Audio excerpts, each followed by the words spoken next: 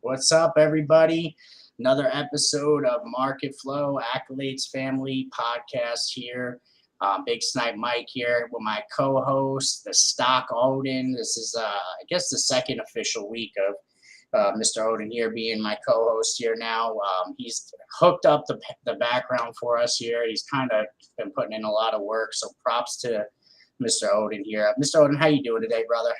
Hey, we're doing good. Ready to get next week going so we can fill our pockets with some money. Fill them up, right? Yeah, so last week was crazy. Well, first, before we get into last week, I just want to say everything we go over here is not financial advice.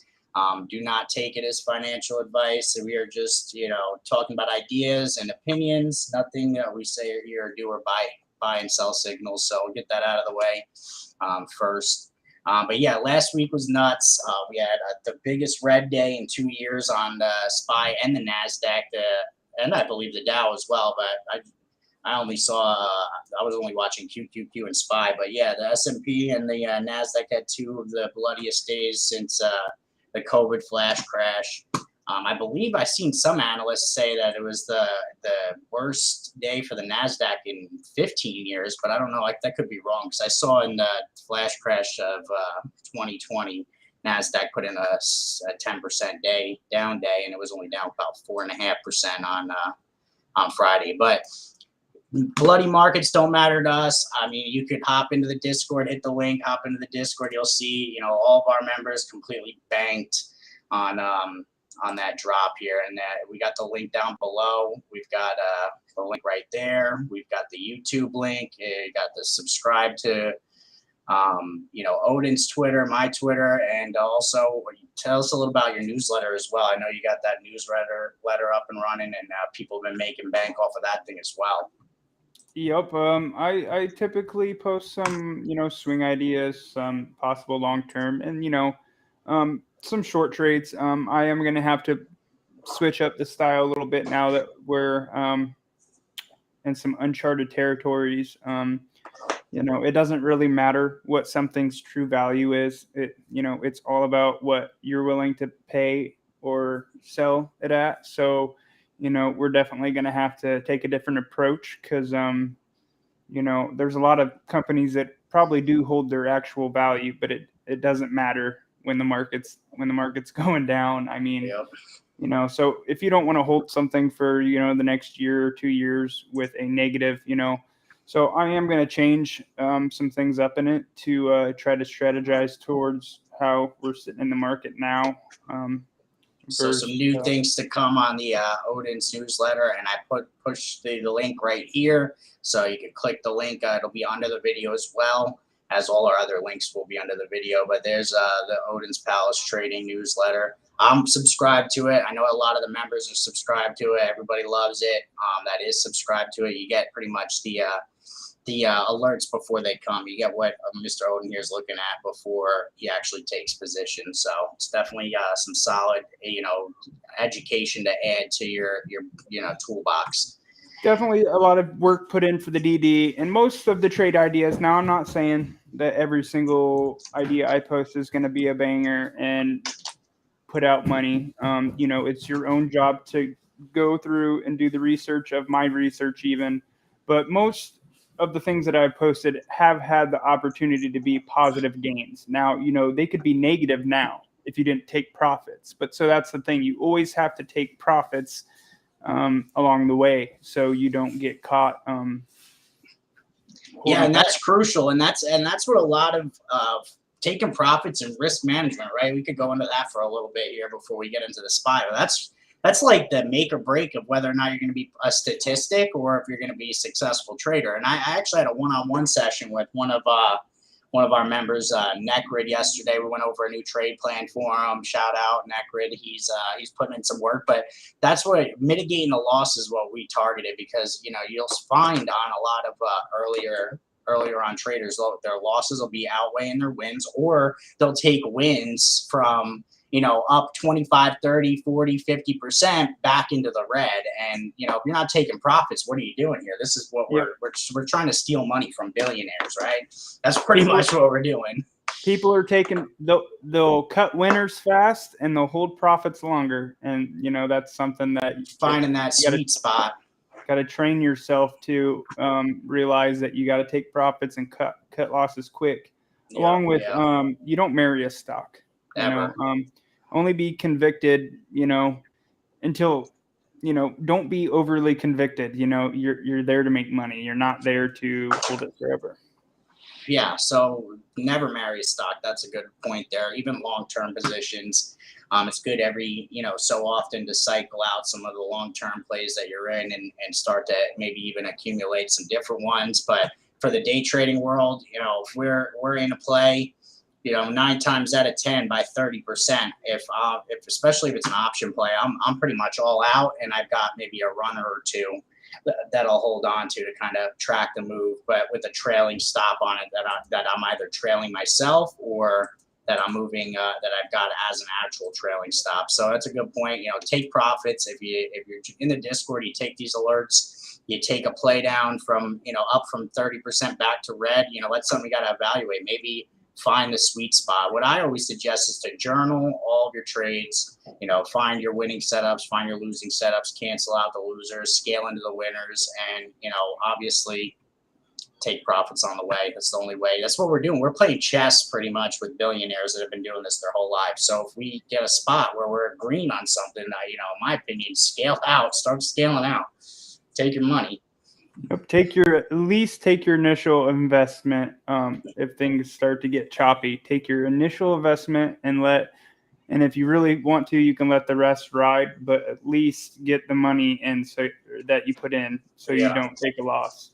You don't want to go in being 25, 30, 40% up and end up walking away with negative 30%. That just doesn't make sense. No, and then you start feeling like, oh, maybe this isn't for me, even though you just were in a winning trade. So it's all about, that discipline, being able to, get out when it's time to get out and ride when it's okay to ride. That's what, like I said in the beginning, I'll take most off and then I'll let a couple runners ride and you just trail the stop. I mean, you got a stop loss in place for a reason, or you should have a stop loss in place for a reason. You follow your trades with it. You can never take a green trade red. So that's all I got on that. But yeah, it's a good point to bring up. So we're looking at the S&P 500's ETF trust. It's the SPY. This is what we've pretty much been mainly trading last week with SPY, and I traded a little bit of Tesla. We've been pretty much just on. I've taken a couple small cap trades last week, but the small caps have just been so dry. If you're not up early in the morning, you catch the long on the runner of the day. That's about it. You'll get some pops here and there, but small cap money has been, the volume has been so blah. And I think a lot of it has to do with because of all the volatility in the large caps here. We've been seeing all this volatility. So money's, more focused on, either shorting these broader markets or shorting the overvalued tech stocks and stuff like that. What do you think, Odin? Yeah. I mean, I agree. With that. Yeah, it's been a very weak small cap week. I mean, there was a lot of big runners, but they were gapped up and ran before market opened. And I'm on the West Coast, so it's harder to get up at 1 o'clock in the morning to catch. I'll get up, and sometimes it's like, I'll be in and out, but I don't really like to trade when I'm half asleep. I like to get up, take a shower, get a good half hour in, eat breakfast, meditate for a few minutes before I actually log into my desktop and start putting, big money out there, rolling out of bed in my pajamas, with the eye crust in my eye and hopping on and throwing down, 25, 30K positions isn't the smartest thing to do. So, and here I am waking up when this guy's going to bed every morning on my way to work. Pretty much on his way to work. Yeah. I get up at 3 a.m. here this time. So that's a good thing too for everyone to know that you're about to start slowing down with your job. So we're going to be seeing a lot more of Odin in the chats, and we're going to also be getting blessed with a lot more of these big gainers. Now, tell me how you did on Friday, because I know you were working, but you popped in. You were able to catch some of that action, that 4% drop action, that 3.5% drop action. Yeah. Actually, we were both playing it. Yeah. I know I didn't. I got in at the start of it all, and I don't remember my exact percentages. I don't have them pulled I up right do. now. Yeah, you had about 275%. The last picture you sent into the chat, at least, you probably got more, but that was Yeah, I what. think it might have been 310 or something. Yeah. But I could have easily walked away with actually over 1,000%. But once again, I don't beat Lock it myself. in. I don't beat myself up because Yeah. the fact is I can be mad at myself for selling, but at the same time, what happens when that is a reverse situation? I've been in the same situations where, here I am holding it, thinking, when I could have took my 200% and I walk away with either 50% or negative something, and I've done that before, and I don't want to do it. So, in the So you end, I'm locked happy in with the gains. Yeah. my 300%. So Hell yeah, bro. 300%. I mean, you put $1,000 on there, you walked away with what, 4 grand total? I mean, that's that's money, right? yeah, That's a month's salary to most. So I mean, yeah, yeah, we absolutely. we played it on voice. So I had a high conviction theory thesis that I had put out Thursday night, and I'm not gonna get too cocky here, but I felt like because of the Apple and Amazon. So Amazon first miss since 2015. They dumped down. It was a massive drop. And we played it in after hours Thursday. We played some shares on the bounce and shorted it a couple times. A couple of us bigger account guys that were on there. And then we waited for Apple. We waited till 5. Apple hit. They crushed. They also announced a share buyback. Gap's up 3%, and then consolidates. The volatility dies down, and it completely goes under where it even started its run on the day. So I'll pull up Apple real quick because this is what led me to the theory that I put in place. And we were off a little bit on the target price that I had said. We were, I gave a pretty gnarly price on Friday's action. I said we were going to 407. We went to 411, but I also didn't take into fact the bull trap gap up that we were going to do out the open. So I didn't take that into account, but still, nonetheless, everyone banked off of this theory. So we're looking at Apple after hours, right? Thursday, gapped up huge. This is on the 5-minute chart. So here it is here. It didn't gap up huge, actually. It's a little, but it had a huge run on the day. So did everything else because of these earnings. But it gapped up here, 3%. Consolidated a little bit, this is a 5-minute chart, and then it just completely faded into the after hours where it went under where it started the day's run at. And when I seen that on good earnings plus a buyback plus Amazon, I had a strong conviction feeling that we were going to have blood in the streets on Friday. So I put up a whole post, let everybody know ahead of time that I'm going to be looking at 2 plays, and that's it. And I didn't really trade much else. I was looking at SPY puts and Tesla puts. Tesla, we got I was so hyped about Tesla because it gapped up massive pre-market. It was up like 4% on the day. And it was beautiful. Once SPY started tanking, Tesla took a while to follow, but once it started to follow, those Tesla puts paid like none other. So we took SPY puts off the bounce on voice. I went with a safer contract just in case my theory did come into fruition and we did end up tanking super hard. I was looking for a circuit breaker. If it circuit braked, I was going to ride at least 1 or 2 contracts all the way down. I was hoping to hold, catch that huge dump out. But we held the 410.80 support, bounced off a little bit higher so far. So what do you got? What are you looking at Monday? Are you looking for a relief bounce Monday, or you think we're going to gap under this 410 and maybe go a little lower before we see the relief bounce? What are you thinking? So I think that there's I'm looking at my chart. You want me to pull up your chart? If we get below that 410 area and we actually hold below it and say start trending down below the 408, I think that we'll continue down. But if I do see that it's a possibility to not hold that and make a small bounce down underneath the previous support and it come back up. I'd be looking. Obviously.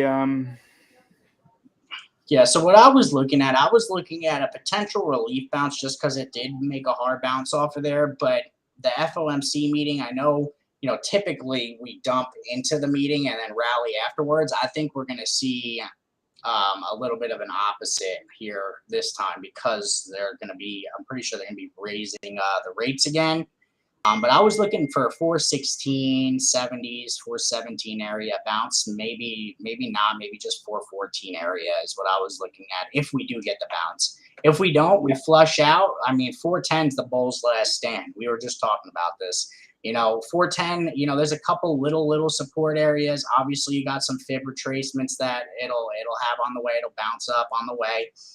Bear markets, there always are these huge rallies like we saw Thursday. You're going to have a day where they're just going to kill all the puts and, make the puts cheaper. Same with the calls. They're going to dump them down. The calls are going to get dumb cheap and then it'll rally. But still, 410, 80, in my opinion, is the bull's last stance here. Then we go sub 400 by Friday, in my opinion.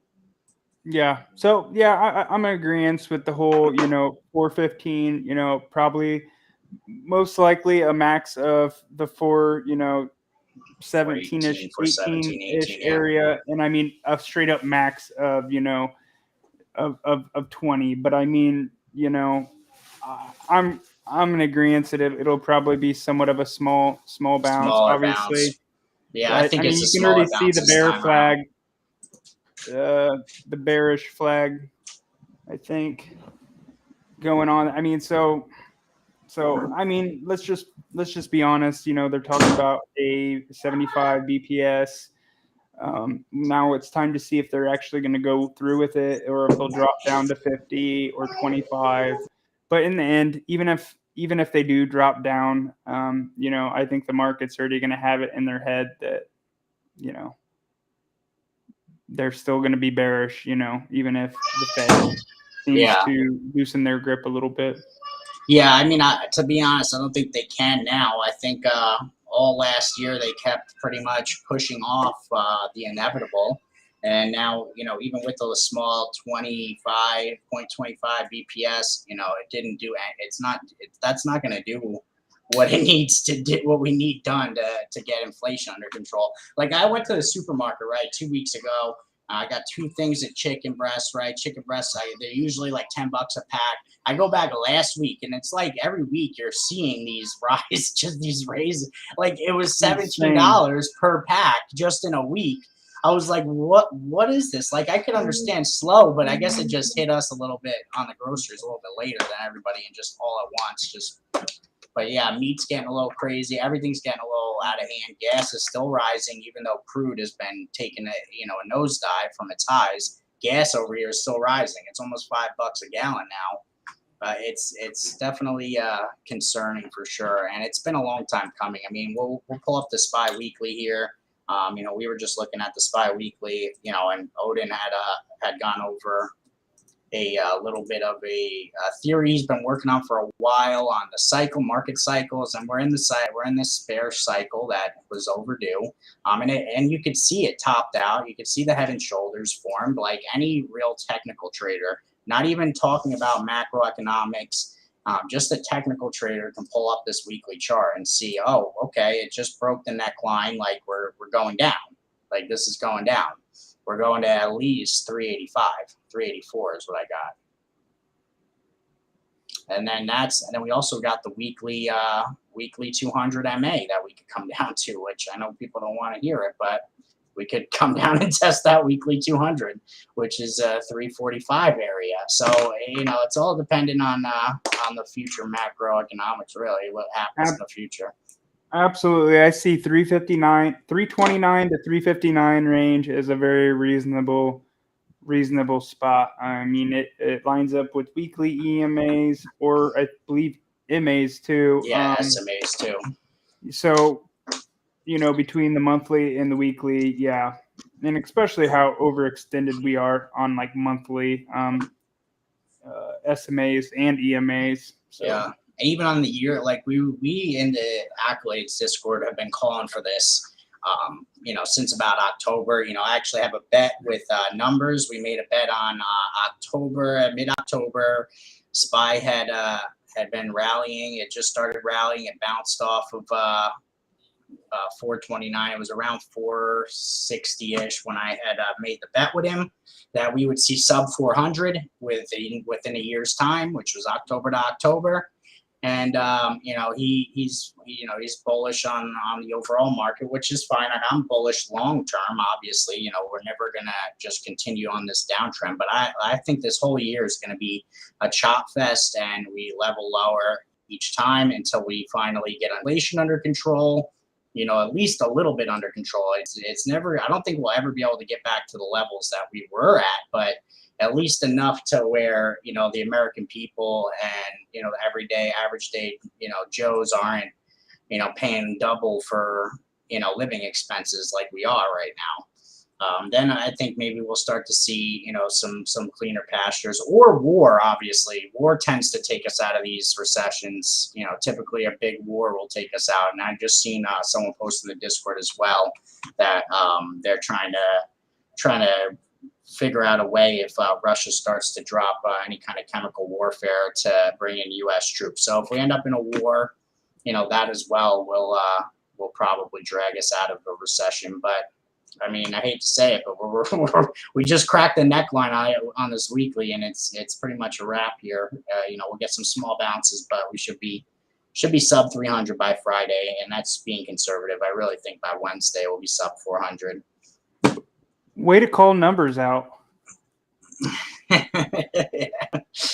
Oh yeah, I know. Well, I had to call numbers out. I mean, we had this bet. It was at $50, which is a small bet, and then he doubled down with me when we hit all-time highs at 480. He doubled down with me.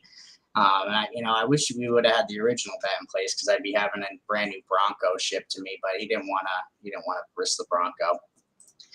So next, we'll go over a couple of the plays. We went over SPY. I alerted SPY puts. I went a couple days out. We got about 185% at the peak. I then alerted some SPY puts midday on a bounce. We got about 250% on those. Odin didn't get the alert out on his SPY puts because he was driving, but he gave everybody fair a warning at least hours beforehand that we were going to be tanking today, as well as did I. So everybody, I've seen so many big gains going through, life-changing profits. Shout out little Snipe Miobuto. He got 125% on his portfolio this week. We got fucking Whippet came back strong after losing a solid bit. We've got, Necrid as well had a bright green day. Anyone that followed the theory, congratulations, you should have put a solid chunk. And I have a small Weeble account that I started, about a week and a half ago, and I started with 5K, and the thing's just shy of 14,000 now. So it's been real nice, this volatility. So Tesla was one too. We'll go over Tesla. That I started playing last week, and I really like the action on Tesla. I love how much volume is on it. It makes big moves, as well as the option liquidity is insane. Like, you've got more option volume on Tesla than the whole market combined. I'm pretty sure that's what it is, right? It's the whole market combined. Tesla's got more options volume than every other options chain combined. I don't know. I'd have to look into that a little harder. I'm hungry. Hey girl, maybe here in a little bit. Mommy's gonna be here to get you. Hello. Only for 2 hours? No, not that long. Yeah, I'll have to look into that. Obviously, I made up a here. I don't know if I can share it or not. Yeah, it's just pull up your screen. I was gonna share a picture. I don't know if I can do that directly. Hold on.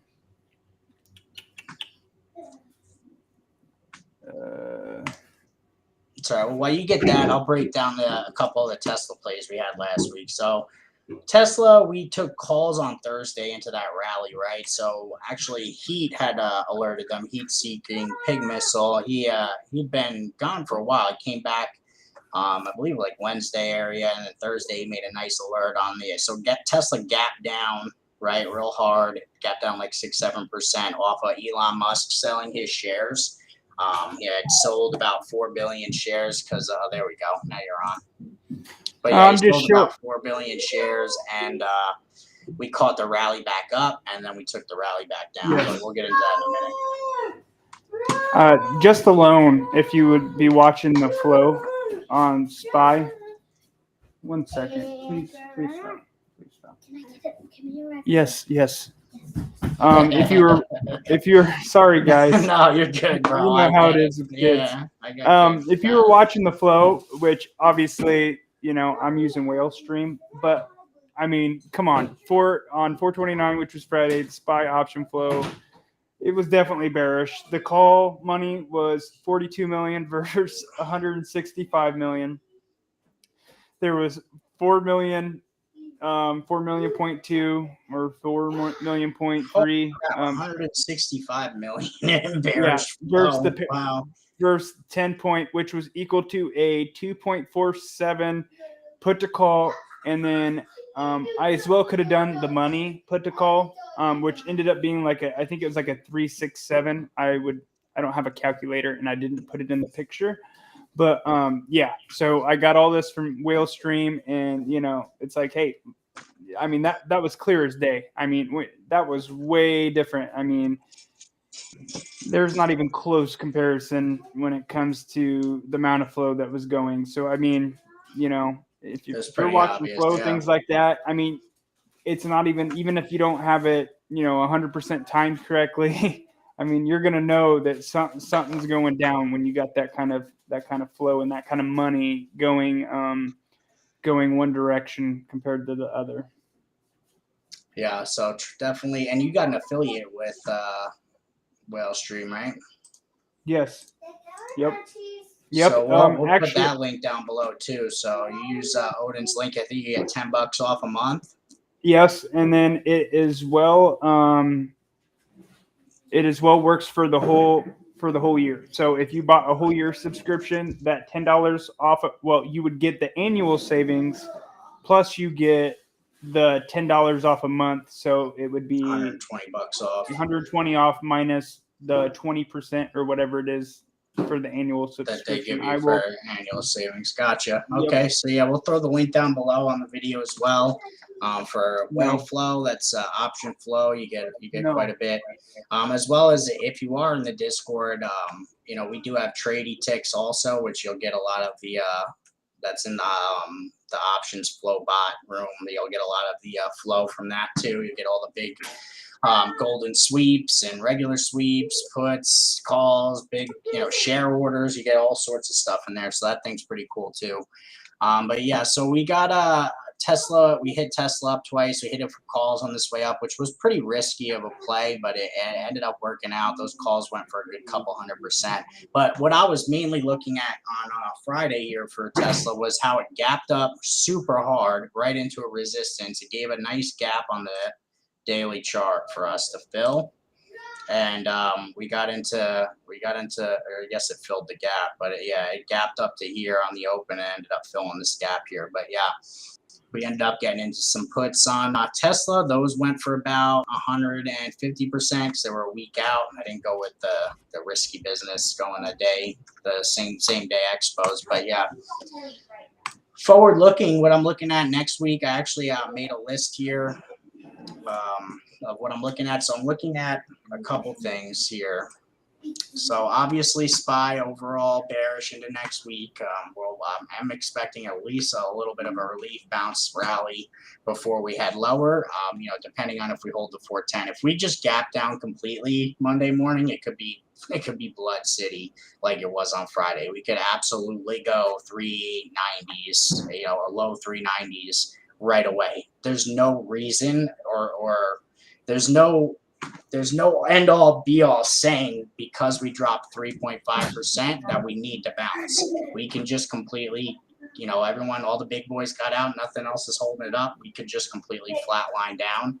But if we do have a relief bounce, levels I'll be looking to enter into puts are going to be 414.60, 417, and 418.8.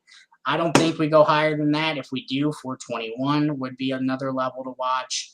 And then QQQ, worst day for the NASDAQ in over years I put here as well. QQQ, which is the NASDAQ's ETF, dropped about 4.5% on the day, and that's as well looking bearish, looking for a break of 315.37 for scalping calls intraday, and then a breakdown of 313 for puts. Day trading targets 308.88.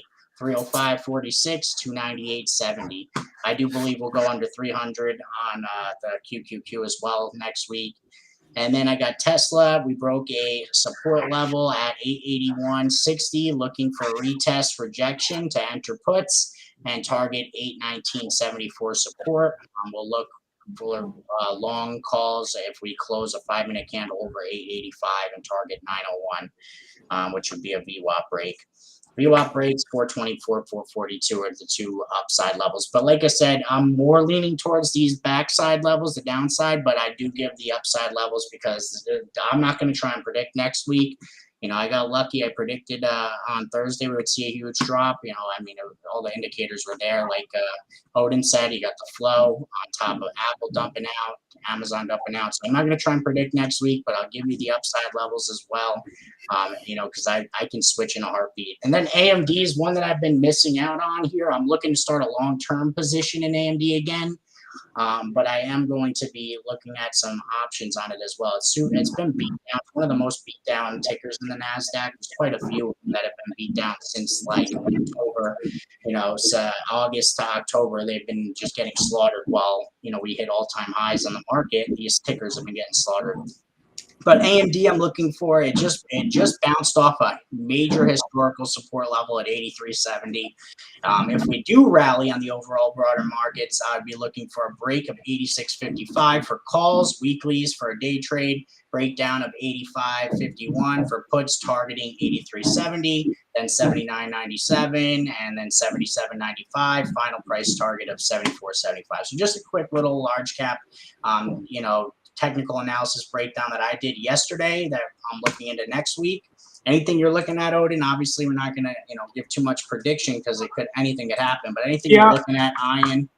You know, for the most part, you know, I'm going to stick with, you know, as much as I probably shouldn't say this. I'm still going to stick with the fact of being short on the RV industry. You know, RV industry. Okay. So there are a couple tickers for that. You're pulling that up right now. So you've got Thor. That's by far the largest RV producer there is. They pretty much own the RV market when it comes to manufacturing. Yes, you've got Winnebago, but they are minute compared to Thor. Thor owns a ton of subsidiary companies. What's that ticker? THR? THO. THO. Okay. I really feel like it's probably, and like I said, I'm not saying it's happening tomorrow, but it's most likely going to go back down into around the 50 to 40 areas. Especially, I know the industry is slowing down at the moment. I personally know it's slowing down. I'm not going to say much more than that. And then Winnebago as well. So it looks like I'm looking at the chart on THL. Looks like it just cracked under, like the past couple weeks here, a pretty last standy support level before it goes, you know, free falling here. So yeah, it looks like it'll be short. Your short thesis could work out really well. Just cracked. It had this level here. I'm looking at the chart here on the daily on THL. Just cracked under 78.49, and it looks like it's retested it on Friday. And it rejected it pretty hard. So you could really go longer term puts and look for, you know, 43.55 area. Yep. And then Winnebago's should be pretty much in line with Thor, since they're same industry, same kind of situation. And then you've got Lazy, which is literally Lazy is the ticker. It's Lazy Days Holding. It's a RV dealer. Maintenance, wow, whatever they've held up a lot better than the other two charts. Wow, this one could be a great than chart. I expected. Yep. Yeah. And then CWH as well. That's Camping World. You know, my long term, there's quite a bit of short interest on it actually, and a lot of people are like, oh, short squeeze. Don't get confused because something has a lot of short interest on it that it's going to be short squeezed, because there's usually a reason if it's That outside company's of a shorted low that float huge. bio or Yeah. or a shit stock.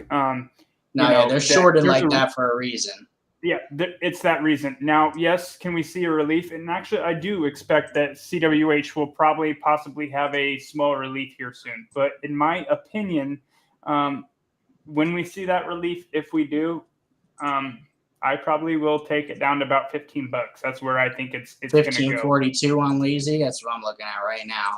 Sorry, I was thinking Camping World, but Lazy, I don't have that charted quite as well at the moment. I'll pull it up right now. Because CWH is definitely a little bit bigger of a.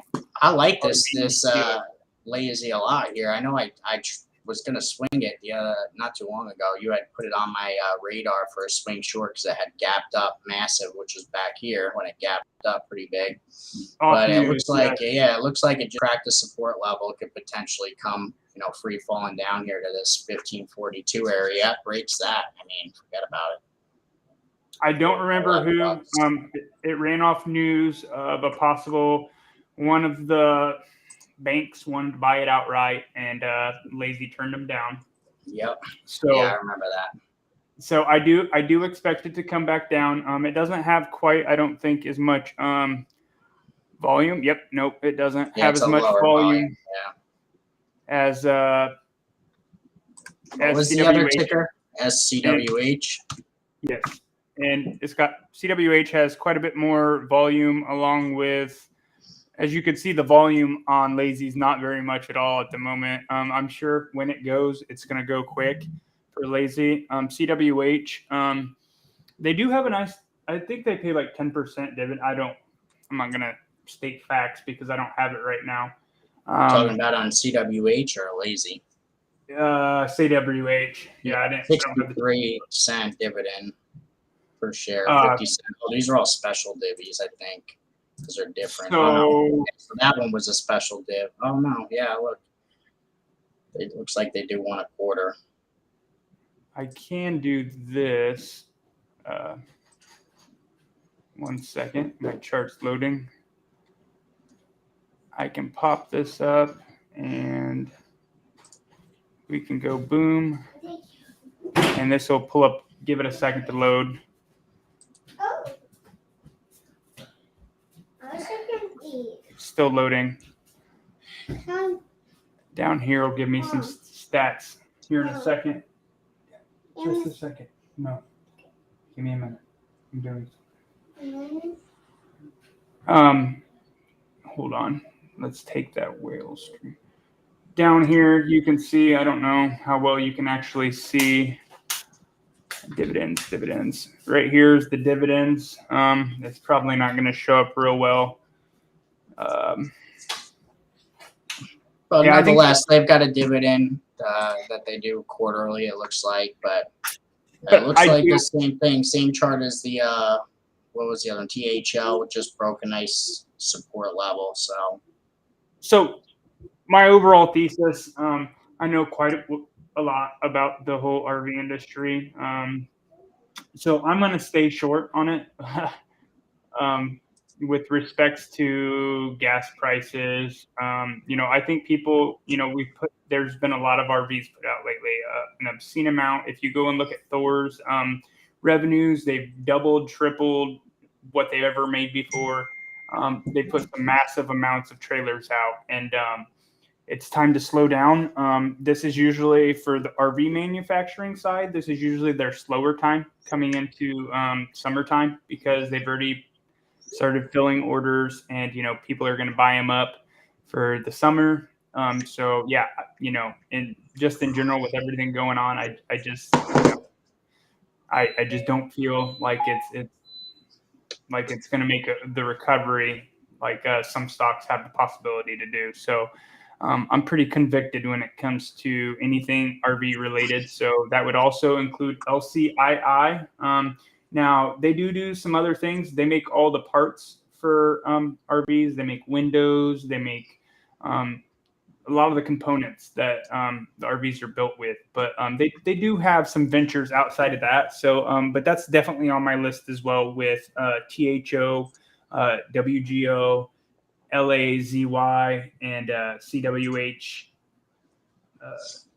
Yes, CWH. Okay, so we're looking short on the RV world and its layups. They look like they'd be pretty easy short, especially considering the whole broader market's been tanking, and I mean, they still look pretty overvalued. Even, I mean, I don't know too many people out there RVing right now. I mean, everything's insanely expensive. Gas, forget about it. Just alone on an RV is expensive. But yeah, so I'll be looking. I know it's summertime though. They usually rally in the summer.